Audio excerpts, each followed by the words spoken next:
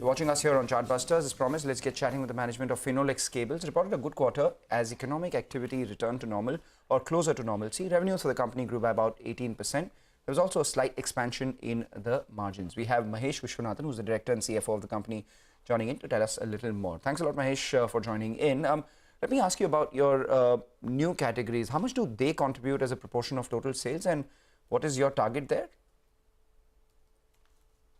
Well, at the moment, that number is still low. So if you look at the current quarter, out of turnover of 1,150 crores, that contribution is about 55 crores, I think.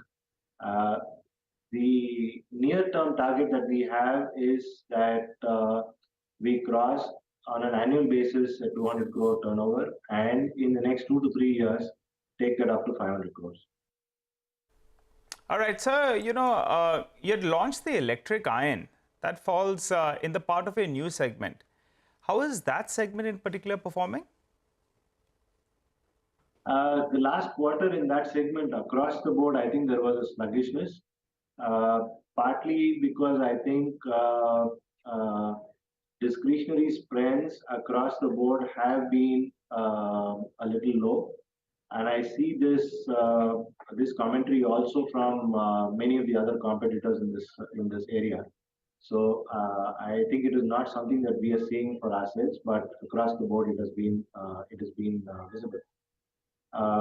Also, there are changes happening within the segment. So, for instance, if you take fans, the new norms in terms of power conservation have kicked in from this month.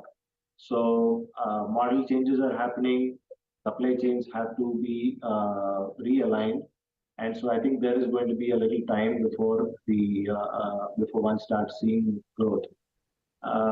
Lastly, I think also while inflation numbers have come down from what they were 3 months ago, I think it is still on the higher side, and there is a little hesitancy in purchasing. Right.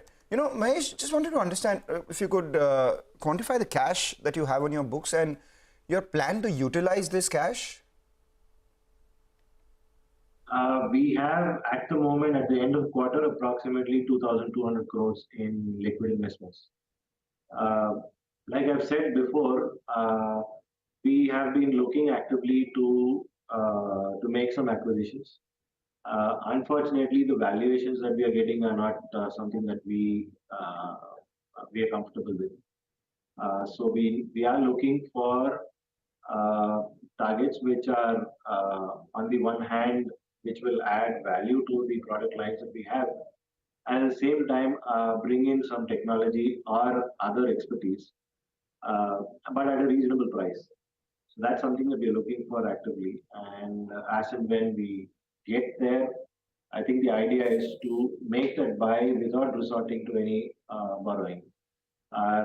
We are conservative in that sense that our borrowing is, we are a debt-free company, and we'd like to keep that status as long as it is possible to do so. But at the same time, grow responsibly. So besides the operational performance and the balance sheet, can you give us an update about what's the status of the promoter dispute? Is there any kind of resolution, out-of-court settlement as well that's in sight? I mean, there are various murmurs and hopes on the street. So I ask you this. Well, I'm not really involved in that dispute per se. The company is not involved. So, and the matters are in court. So I really do not have anything to comment on that. I'm sorry, I am not able to help you there. All right, thanks a lot for joining in and giving us those details. We had a few questions, but we'll speak about